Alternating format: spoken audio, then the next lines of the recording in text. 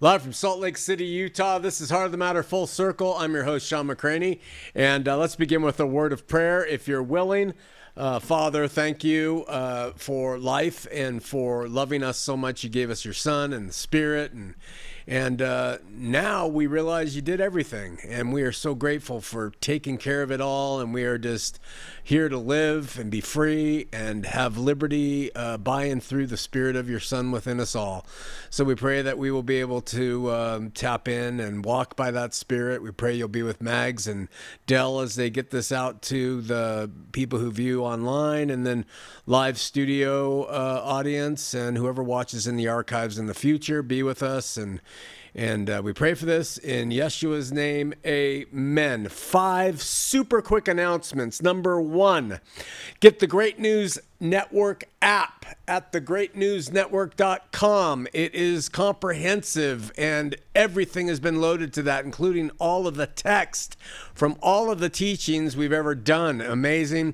Good job. Great job, Delaney. Number 2, check out a bunch of new content on the Yeshuan link at the Great News Network. That includes from Danny and Sarah and Grady. Number 3, call in every Thursday if you'd like. From 11 a.m. to 1 p.m. Mountain. If you are interested, we can talk about anything and everything, so long as we are trying to be polite. And then join us Friday, November 8th and Saturday, November 9th for the Christian Peace Initiative, which we're going to be having a number of speakers. And if you want to come here, you can. And we'll talk more about that as we get closer. It's coming up, though. And finally, there's a better way to understand, live, and pursue the faith. And it's fully supported, presented, and available to you in 7 different presentations, depending on what you want. Where? At the Great News Network. So get the app. How do you like that for shameless plugs?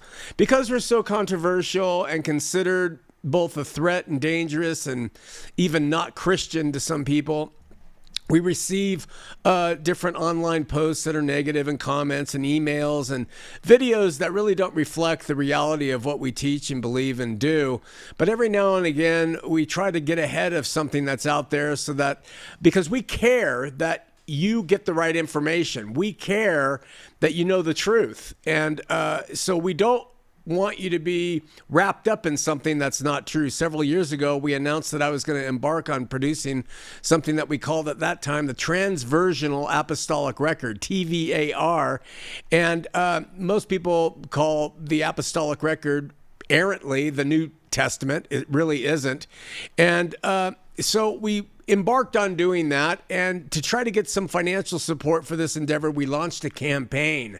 It was the first and last time I think we ever did a campaign like this, and we did spots, and we presented a well-intentioned plan, and had maybe 5 or 6 people total come forward and say they would contribute to the cause, some for a much longer period of time than others. The goal was for me to work through every word of the Apostolic Record and compare translations, check the Greek, and include insights and explanations as a means to help explain end times eschatology better within the footnotes of the text.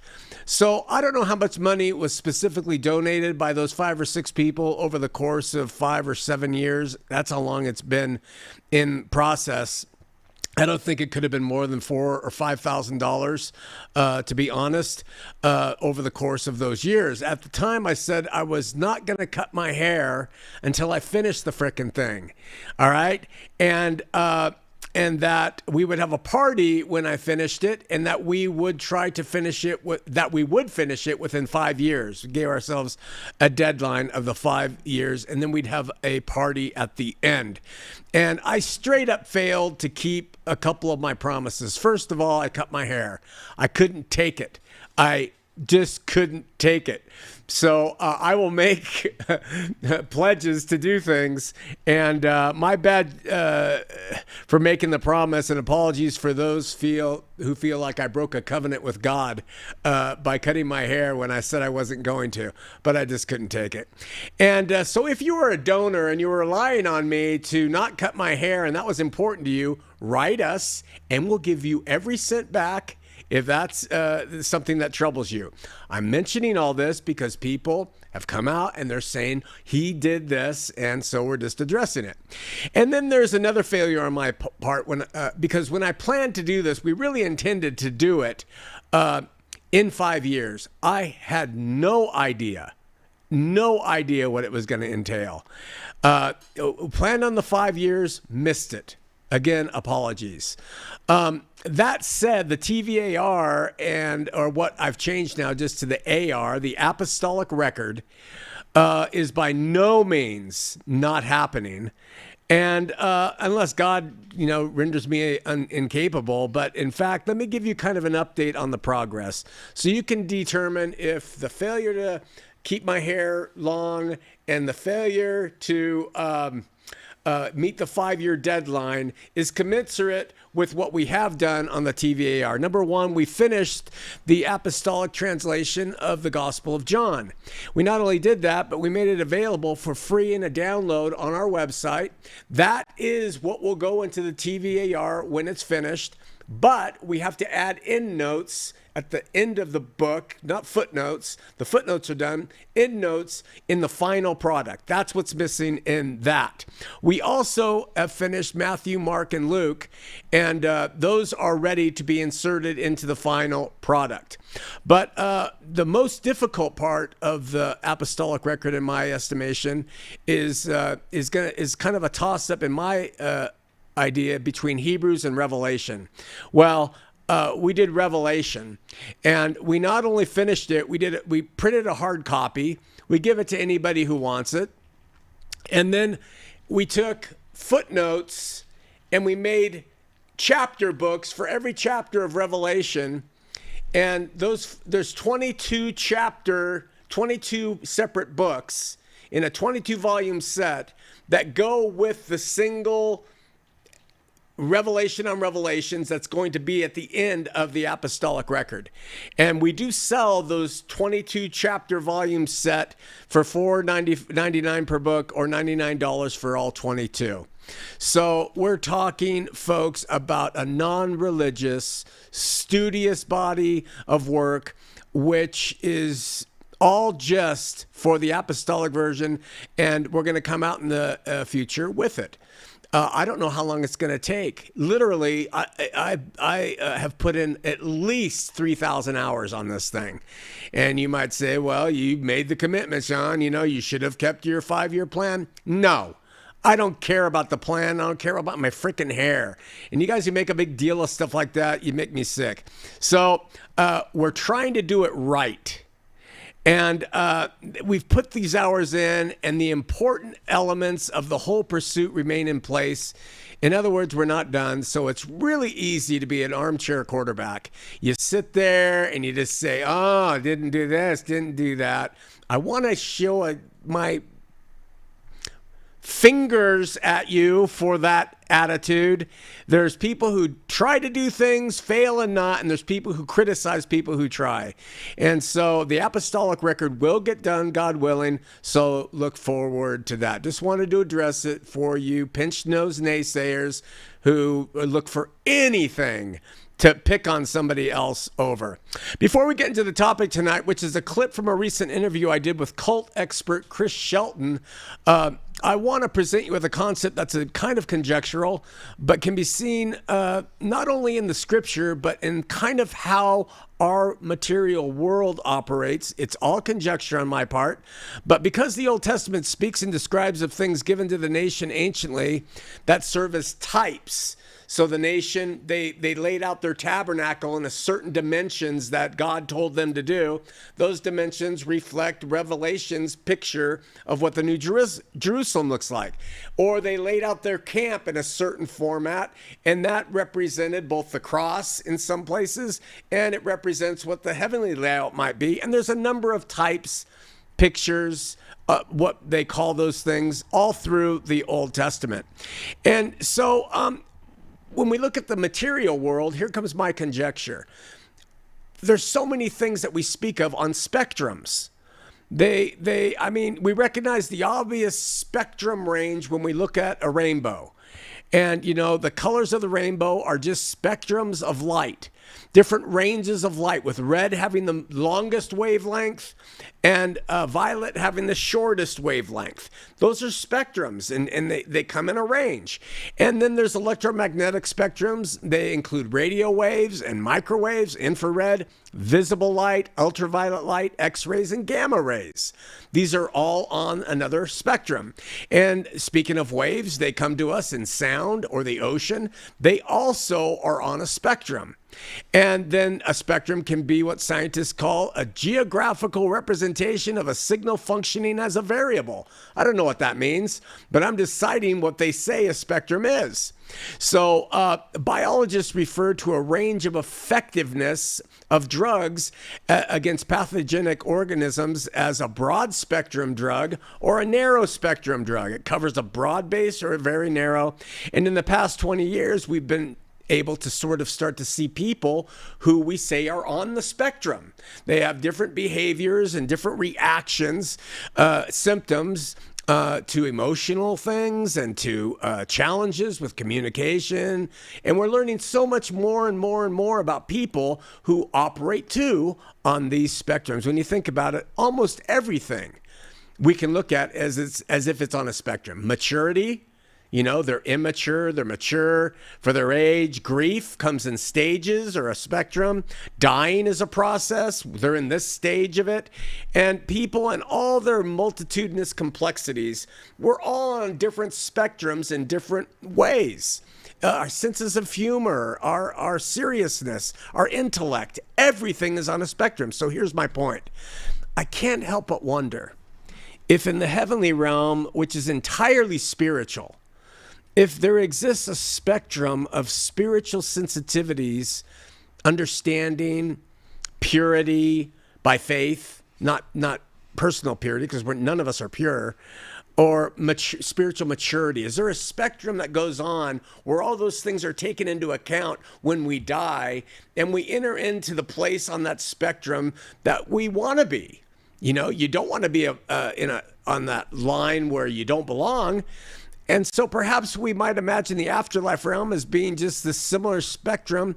And the ultimate point of the brightest, purest, most incomprehensible light is in that New Jerusalem that Revelation describes, where God the Father and his Son are the light thereof.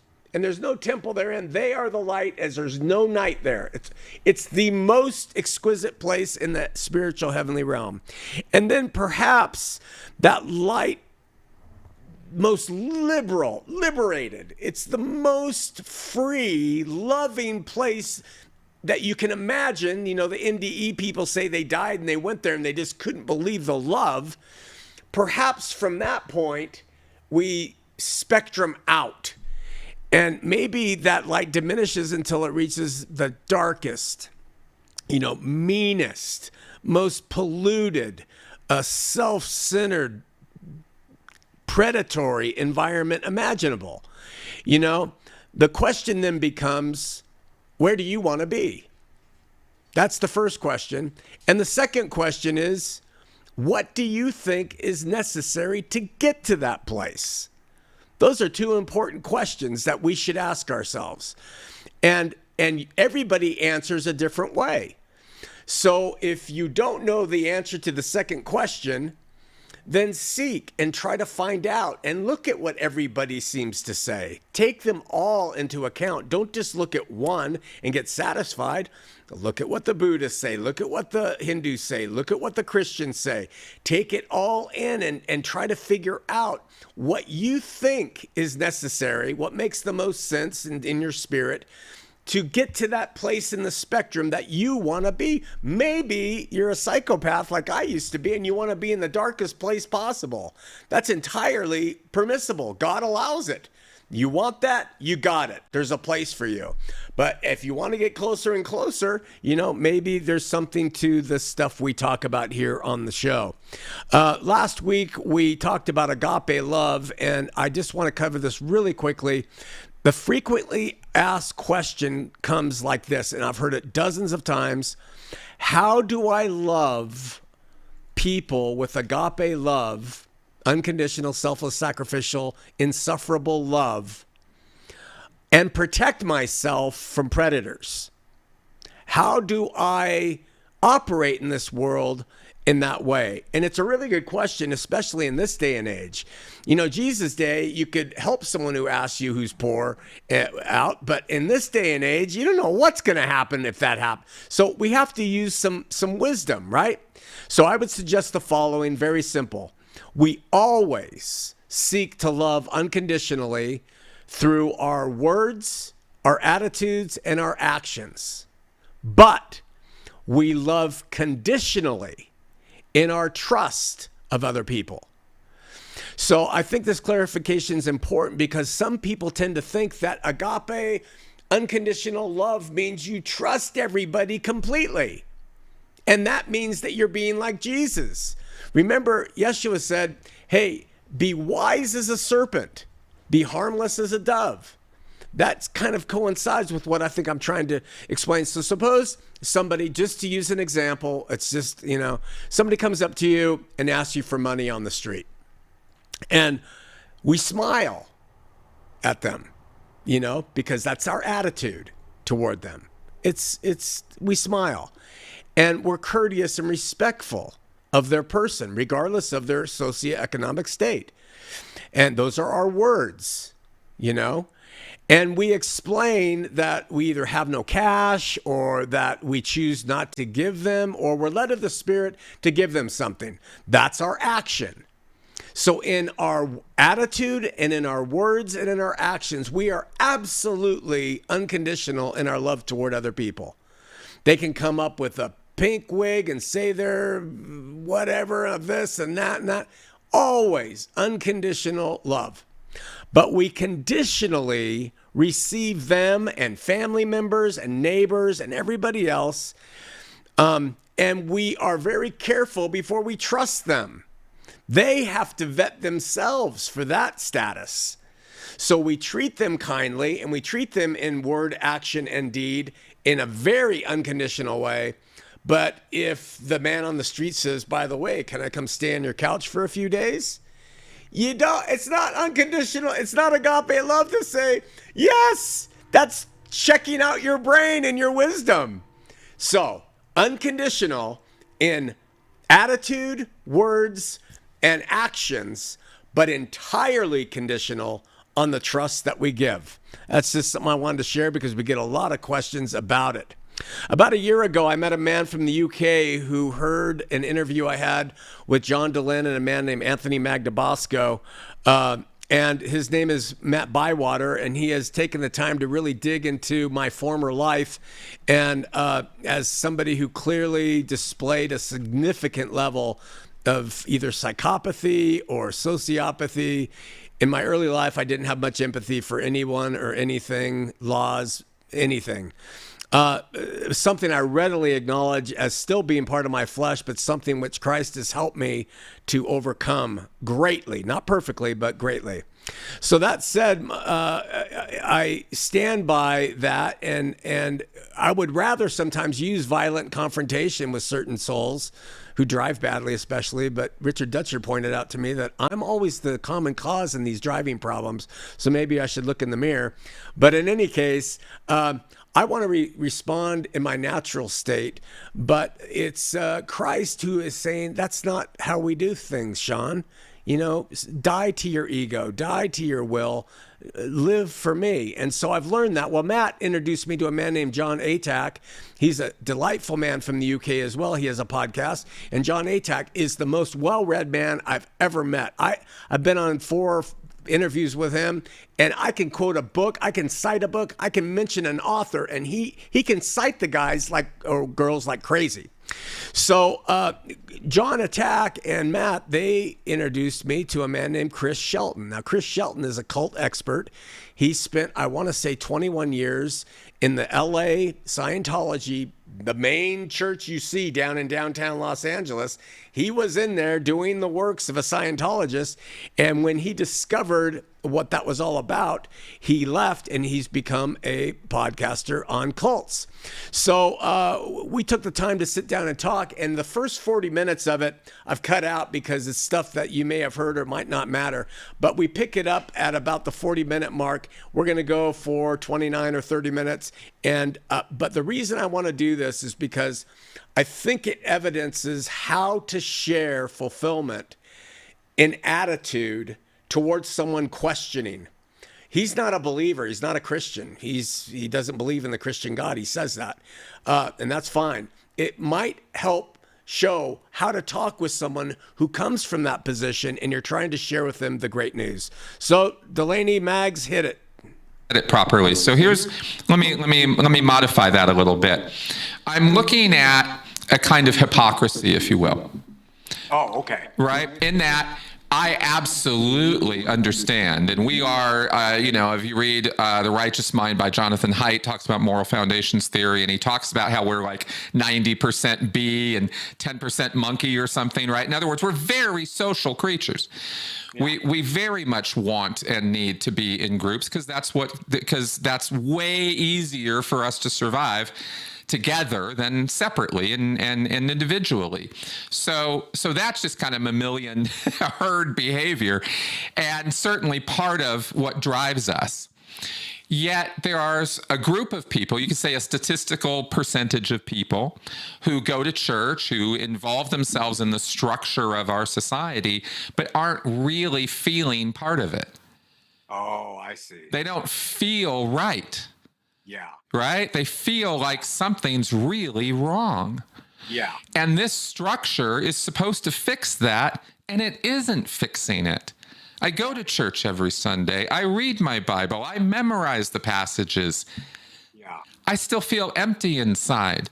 I do not feel God in my heart. I do not feel love for my fellows, right? And it feels to me like that was kind of the position you were in. It was. Other people are certainly in that position. It's not a reflection of sociopathy to be in that position. Yeah. It's just a struggle. Yeah. Your sociopathy drove you towards violence and towards transactional relationships, but this is a sort of a separate thing I'm bringing up right now, where religion just ain't doing it. Yeah. But then a series of things happen where now it is. And it took a completely foundational change in how you thought about religion and what it was doing for you to make that happen. And I just wanted to comment on that fact that we substitute the structure for the reality sometimes. Yeah. I wanted to get your feedback on that. Yeah, I think you're absolutely right. But what I've been involved with for the past 20 years has been to promote what we call subjective Christianity, and which is to dismantle all relationship to God through structure and through organization and groupthink, and to bring it back to the individual who can never, ever walk into a church and be closer and more fulfilled with God than all the people who sit in that and fit that form you just described. For me, Chris, the difference is in and I know this is a cliche, but it really is in the difference between having what a person believes is a personal, direct relationship with a being bigger than them, rather than trying to relate to that being through systems that have never been his intention from the start. Exactly. That's exactly what I was getting out of reading your views and ideas about religion and about religious belief and philosophy, is that you went the opposite direction from structure. You go, no, it's not structure, it's unstructured. It's let's let go of all of that crap, because that's not really what it's all about. It's the heart and soul of it. And and your ability to grasp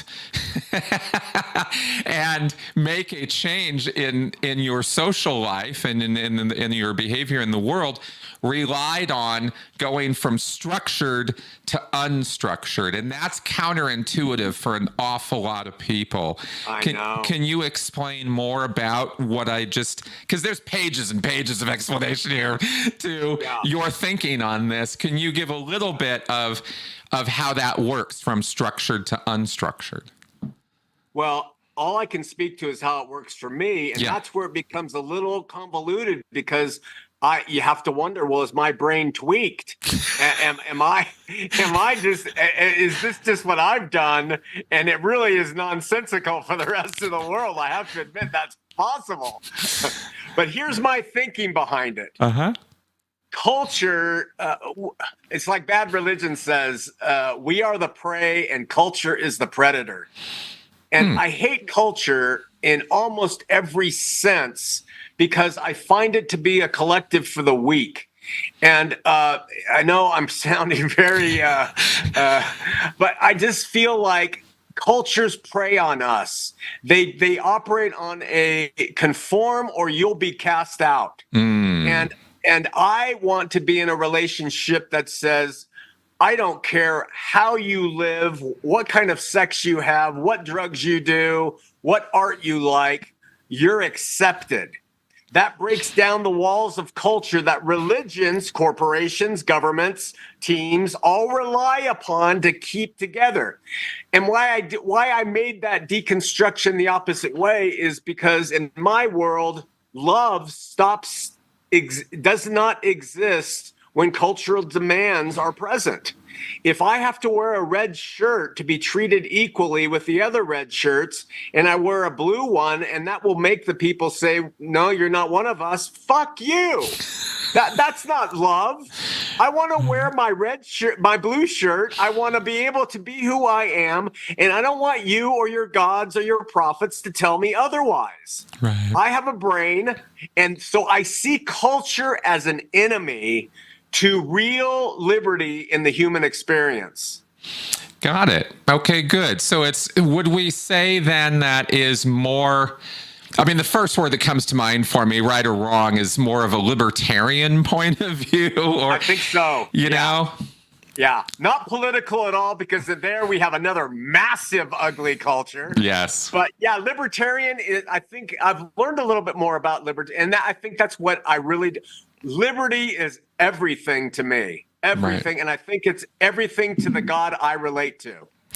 How interesting. And I get it. I get where you're coming from on that. And I'm mostly interested in, I'm most interested in it because it is so different from most people's experience of religion and religious belief and how they use it to inform their behavior. As you mentioned, it might just be you. I don't think so. I think that there are a percentage of people that this kind of thinking that you now preach would be very advantageous for them in their lives. I think that they could have religion, but have it in such a way that they lose all the controls and strictures of the group that they don't really want to be part of. But socially, they kind of have to be, right? Yes.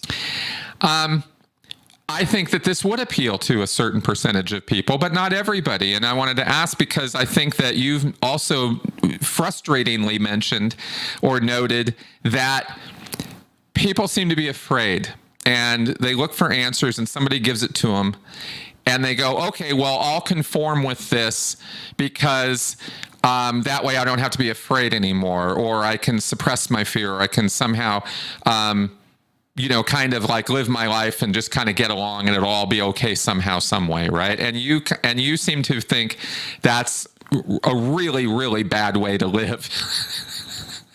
Well, I think it's a horrible way. I think it's a horrible excuse for living, to live in fear and then sell your right to think and search. But I see the fear of mostly based in the fear of pain, and they fear the pain that God will inflict if they don't do what everyone else does. The fear that their friends won't love them. The fear And it's kind of a combination to me of fear and laziness, because if they can have something spoon-fed to them by someone who calls themselves the expert, and they can eat of that and feel satisfied on a Sunday and walk out and not care anymore, that's really a shallow way to be in a relationship with something that you hold as deity. I mean, it's kind of pathetic.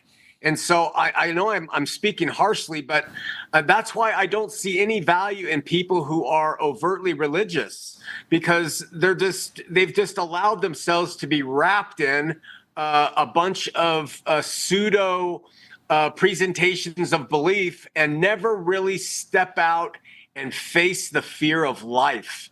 Now, I know there are a lot of people who are preyed upon and weakened by those systems, and that's why they do it. And so I don't blame them. But when someone does it because of indifference it doesn't make sense to go to a church, give it money, volunteer, and be indifferent to what the God who's supposed to be over it cares about. Right. Yes. It doesn't make any sense to me. Nor me. But social pressures are fierce. They can be very fierce. If your family, if you've been raised this way, if your family has expectations, if your spouse has expectations, it can be rough to push back against that. And studies show that 3 out of 4 people just won't. Yeah, they just won't. And which is why, and I'm not doing this to blow a smoke up your skirt, Chris, but that's why you're courageous. You were involved in a system, and there's still, I don't know how many people, thousands, millions, hundreds of thousands of people in that system, and they won't leave, and they just keep drinking the Kool-Aid. And just like they did at Jonestown, just like the Mormons do, all the religionists do, the Republicans, the Democrats. So all of these cultures, they're all doing the same thing in a different way. And I just say, we need independence. We need true, subjective, independently minded people who have the courage, like you did, to walk the hell away from something that's making them lie more than they tell the truth. Well, exactly. And that's where we run into integrity issues, morality issues, and social pressures, right? As far as reasons why people can't or won't do that. Yeah. Obviously, then there's also, you go even deeper, and there's, the people who, that old saying, when your job relies on, or when your paycheck relies on believing certain things, then guess what? You're going to keep believing them even in the face of evidence not to. I want to pause on that note, because I think that's in a capitalistic system, that's truly a sign of cowardice. It shows that the almighty buck reigns over you, and you'll say, well, I got to provide for my family. Get a different job, suffer, get 2 jobs, and get out of it. But people won't do it. And I want to be someone who says to people who are religiously inclined, get out of it. Get out of it. Yeah, me too. That's definitely where we come together, because I don't think people should be stuck in situations that they don't really want to be part of. How could that be a true expression of religious belief or, love? I mean, that doesn't make any sense. It's just so hypocritical. Yeah. And it's funny, because it takes sort of an extreme individualistic view to drive this, because you are sort of anti-establishment church guy, and I just think that's hilarious. It is hilarious. It's that's amazing. Why I am so disliked among anybody who's religious. They just hate my guts. Yeah, it's funny, because religion's all about structure, and at least that is how Western religion has been expressed. Let's put it that way, right? There are certainly religions, and they are practiced in the West, just like in the East, that are a lot freer of strictures, but there isn't one of them that says, hey, just believe and do your own thing and go on your way. They don't, none of them ever say that. No. And here in America, if we take our most liberal, quote unquote, Christian expression, let's just say it's Episcopalian, homosexual, lesbians can be the pastors and everything. There's still that there, but it's in the opposite direction. If I went into that group and I freely said, well, I don't think women should be doing this, I would be ostracized for that view. So it's everybody has their set of rules. And I really think almost everything in this world is culture. Everything's culture. And I hate it. I get it. I totally get it. It is the push-pull of our mutual survival. It is. Yeah. And that's a very mature way to say it. I think if we got rid of that and we moved up to more selfless individual survival instead of and freely associating without judgment, we would be a better society. Well, I would definitely have to agree with you on that one. How do you see us, or do you see us getting there? Do you see that as an eventuality? I sort of see it as an eventuality for a certain set of people, but I think that there's another set of people who will never give over to that because I don't think it's in them to operate that independently. Yeah. You know, I to me, it seems, I've done some thinking on that. It seems to me that if people can be rightly educated over a long period of time about what are real solutions to our societal problems and what are band-aids and false solutions, that ultimately will be the thing that will, through social evolution, change the way we do things. But it's a long game. It's a long, long game. Yeah, for sure. Because we've had this sort of idea of hierarchical structures with leaders that we're supposed to unquestioningly follow. That system has been in place for a very long time, and it's a long time. Yeah, it's kind of pack thinking, and that's some mammalian stuff. That's not even human stuff. Yeah. So it's funny to me actually in our 20th century, 21st century thinking that we believe we can so easily cast aside instinct, and our biology.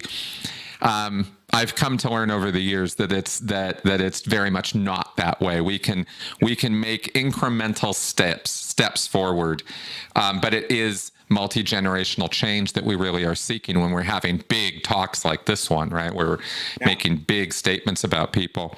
Now, that being maybe a future that we are working towards, what do you think people don't get right about sociopathy or psychopathy or those things, having been through what you've been through?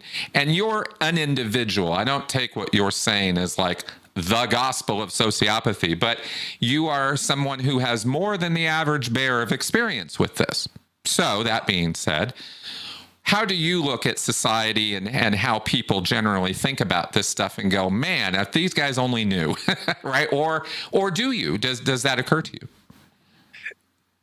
I'm not, that's a great question. It's insightful because I don't think I've ever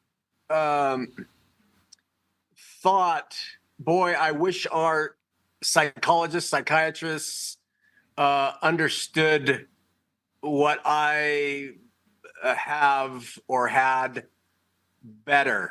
I think when I have looked at what those people have discovered and what they're discovering, I think they're dead on in exactly, at least their assessment of what is there. Right. The only thing I would add to the narrative is I do believe that if people who possess these traits, I really try to avoid cliches, learned kind of like the 12-step program to look to something bigger than themselves and submit themselves to not being as great or better than that thing, but they, whatever that thing is, if we could teach people that might help change the chemistry or the decision-making of people like me, because that's what it essentially was in my case.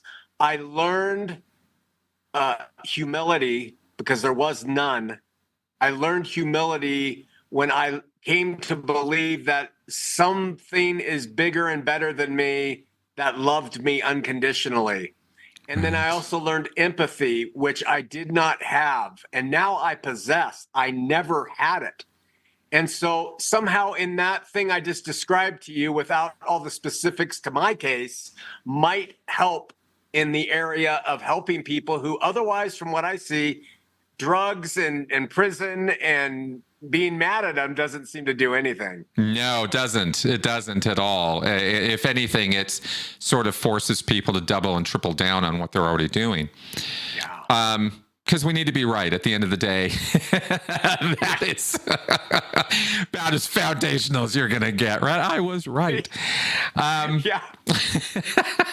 Now, there's a very important aspect to the way you have framed your experience and think about your relationship with God, and it is not fear-based. And I found that to be fascinating in terms of the conversion moment and the behavior since. You're not, in other words, you're not doing what you're doing or thinking what you're thinking about God or religion because you're afraid of punishment. No. And that's very interesting because, again, for a lot of people out there, that's a very counterintuitive, backwards thing. You know, what do you mean? I thought I was supposed to be afraid. That's the whole point.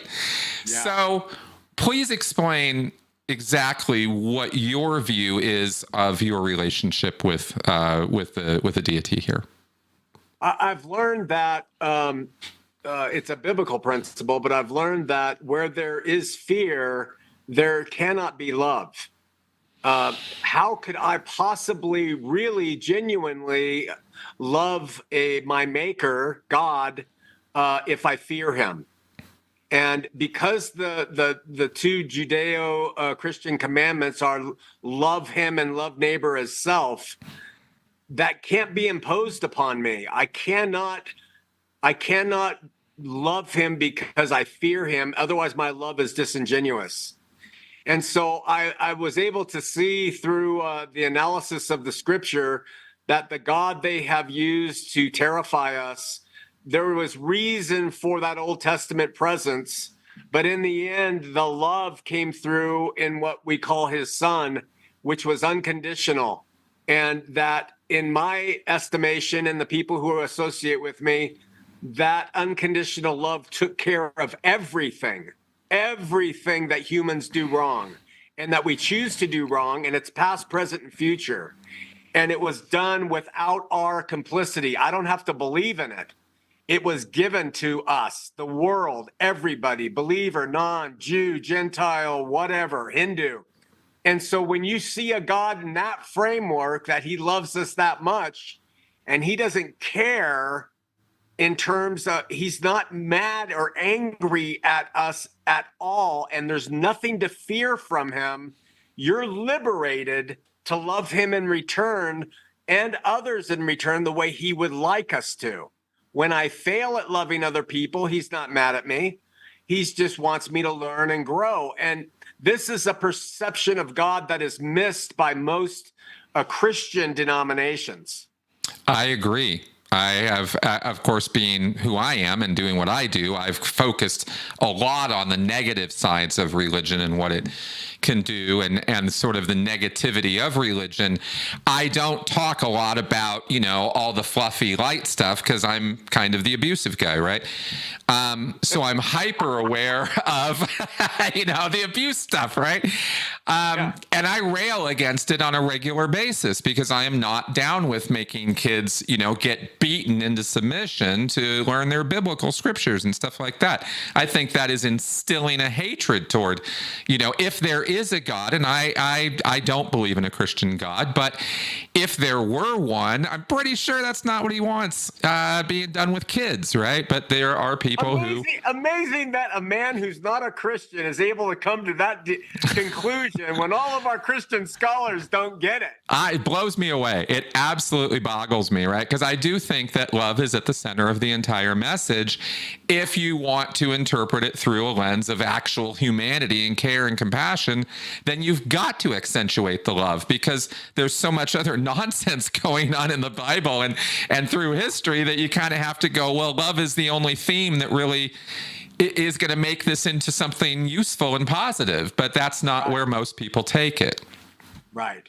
The standard response that people give typically from the apologetic side of Christianity is, well, he is love, but he's also just. If he's not just, then how could you ever trust him? And they give examples like, suppose you were taking a child on a walk and a murderous savage jumped out of the bushes and killed the child, and you were just distraught, and you went to the court, and the trial comes, and the judge says, well, I love him. I love the guy who murdered the child. It's okay. And you would be just so distraught because justice wasn't done.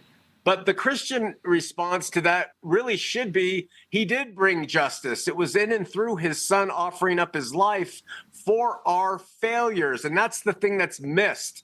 And because we believe, we don't know Jack. It's all faith, Yep. But if we believe that God sent his son or whoever he was, that's debated, and he died for the sins of the world, the justice has been met and love should abide. And that's the response I just kind of wanted to share.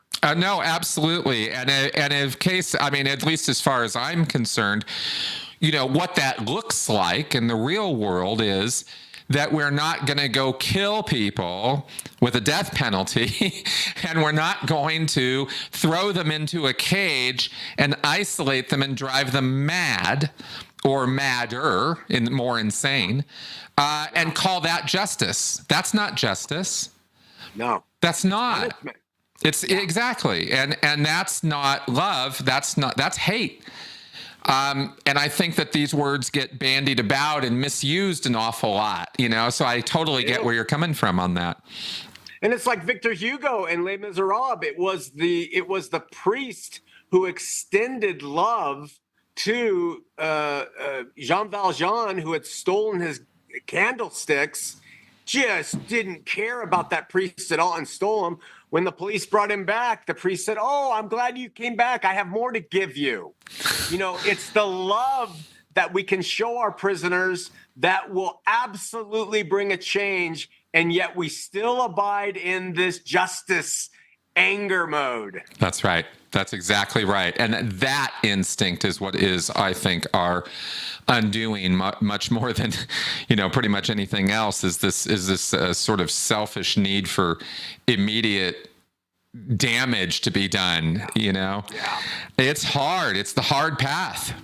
It is. It's hard. And that's my natural state. Right. I mean, that's what's always worked for me. Right. That's what's so funny about this conversation. Oh man. Now I just have, I've got it again, about a billion questions, but we are kind of coming up on our time because I did want to keep this to an hour today. Okay. So, I wanted to share one more thing with you or put this out there. And this is something I probably need to do a whole show on at some point in the future because this is kind of my thing.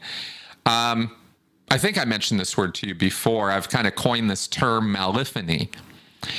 And, okay, good. I'm going to ask you about this. So I have this concept that I've come up with. Now, I've not actually invented the word. It has been used in the past, but very, very rarely and never this way. Epiphanies are these sudden moments of flash insight, awareness, awakening. There's a lot of words we use for it, but the lights go on. Yeah. And suddenly you can see something from an entirely different point of view or consider something from a different perspective that you hadn't before. And it can be such a magnitude of change that it literally rewrites your morality, your perspective. You can shift your entire life over it. Okay. A Maliphany is a moment where that all happens, but in a direction that pushes you toward negative behavior. Mm. If you rob a store and get away with it, the glow of getting away with it afterwards and the reveling. Revel. That's funny. Those two things are connected, aren't they? You're reveling, right, in this revelation of you can get away with it. and you start imagining a life of getting away with things, and it rewrites your morality. Suddenly what's good and bad and right and wrong is a little different. Because it's justified or rationalizes further bad behavior. This is probably most exemplified, best shown in shows like Breaking Bad, where you watch somebody who's kind of on the edge. He starts off a lot of resentment, but it's all under the surface. You don't see any of it. He looks like a normal guy. Yeah. But through a series of incidents, he makes a series of calculated, determined decisions. He did it. And those decisions lead to these moments of malephony. And they actually show it in the show. These times when he's sitting in the car afterwards going, oh, and a couple of them are moments of revenge. Here's a guy who's driving around town in this fancy car, treating people like complete shit. And the main character, Walter White, right, goes up and sabotages the guy's car when he's not around and ruins it, right? Ruins the engine. And then walks off. And he's having one of those moments, right? He's like, I got away with it. The guy never knew it was him. Yeah. And there happens a malephony, a moment of, I can get away with shit. Does any of that ring at all familiar to you in your life? Yeah, I think there was a time that I was pre-97 that I would probably live in that. The more I could get away with, the more I would do. Right. And the more it personally benefited me, and I would learn my limits and rejoice. I just literally, really, I mean, that's what violence is. It's getting immediate revenge and satisfying your carnal nature. And that does grow as we see in Breaking Bad. But yeah, I think it has a place. I think that it is a constant choice, though. I do strongly believe in all of us having a conscience that is still saying, is this really what you want to do? Every time you go a little bit darker, is this really what you want? And I'm a big proponent, much to the chagrin of my atheist friends and Calvinists, that we do have free will. I believe in it. And I think that I know there's exceptions, and I know there's mitigating circumstances to all of it. But ultimately, in the end, I believe human beings have a choice. Yep, I agree with you. I think the free will argument is a multi-layered argument. Yeah. And that for all practical purposes, in the experience of our life, we have free will. Now, that's where I'm at. Yeah, that's where I'm at too. And I can go down to the neurons and all that, and we can have that brain discussion. But I think for pragmatic, practical reasons, we have choices and we make choices. And I think the thing on the malephony is I'm trying to differentiate how evil happens versus Hannah Arendt's take on the banality of evil, right? How through indifference, inaction, unawareness, ignorance, people let bad things happen all the time, but they don't necessarily do so waking up in the morning going, right? It's just the indifference and the sort of banality of it. But then there are the predators, right? There are the people who really get up in the morning going, you know what? I'm going to go rob a bank, kill somebody today, and I'm going to have fun doing it. Yeah. And that's driven by malephonies, I believe, right? Where it's a path. And where we have epiphanies, where people can come out of that, I think we have a path into that. It's an idea. I love that. And mentioning Hannah Arendt, it was one of the first books I read in high school that started to help contribute to changing and help seeing how circumstance, culture can really mold people in ways that they normally wouldn't be. And I've always respected her, so I appreciate you bringing it up. If we have to cut it off at the hour, I do want to ask you one question, though. It's so superfluous. Yeah, what you got? Do you know the song Land of Sunshine from Faith No More? I've probably heard it, but it doesn't come to mind right away. It's awesome. You might consider listening to it. because he borrowed Mike Patton. He borrowed lines he says were from Scientology, and he was actually sued apparently by Scientology to stop asking the lines he uses in that song. Oh, so I was curious. I wanted today that stupid little thing to ask you if you'd heard of it. I will look it up, and next time we talk, I will answer your question. All right. There we go. I've noted it down here. Shawn, thank you very much for taking the time today. Thank you for giving me the time. Yeah, this was fun. I've enjoyed talking with you. I very much enjoyed your views, and I hope people get something out of this. You know, it's all in the direction of trying to stave off ignorance. Right with you, Chris. Thank you so much. You bet. Speaking of cults, with Chris Shelton, if you want to check his stuff out, he goes really deep with really researched stuff. I guess I was the lightweight in the lineup of guests he's had, but it was fun. Listen, my friends, we need to change the traditional view of Scripture without question, and that will happen primarily through right eschatology. And so when it is understood, it's addressed, it's attacked, it's challenged, but ultimately it's understood. If we could sit in a room with all the different views and really wait for everyone to give all their pros and cons, this eschatology of fulfillment will come out on top. We just don't want to do it because it's too terrifying to what it will do to church. But once it happens, we'll begin to realize we're living in a better age, and that God has done what a good God can do for his world. He's taken care of all the stuff that messed us up. We now have a new heaven. We have a new earth. We have a new Jerusalem above. And his love for all people everywhere all the time is the call. It's the call. It's not this religious stuff. It's faith and love. Faith and love. So if you want to challenge the eschatology, go to thegreatnewsnetwork.com. And remember, every Thursday from 11 a.m. to 1 p.m., call in here, Mountain, and Delaney and I open up the phone lines and talk about stuff, play music, read comments, and it's a fun time. Other than that, we'll see you next week here on Heart of the Matter Full Circle.